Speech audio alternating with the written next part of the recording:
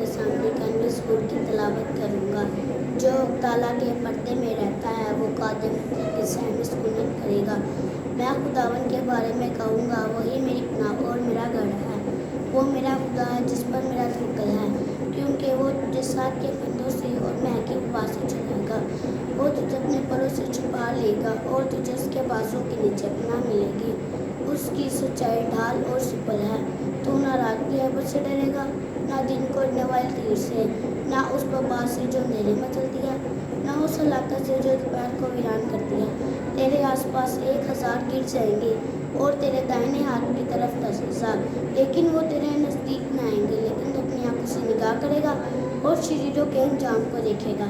पर तू ऐ खुदावन मेरी पनाह, तूने अक़दारों को अपना मक़सद डाल दिया है। तुझ पर कोई आफत नहीं आएगी और कोई वबा तेरे खेमे के नज़दीक ना पहुँचेगी, क्योंकि वो तेरी बाबत अपने फरिश्तों को हुक्म देगा कि तेरी सब राहों में तेरी हिफाजत करें।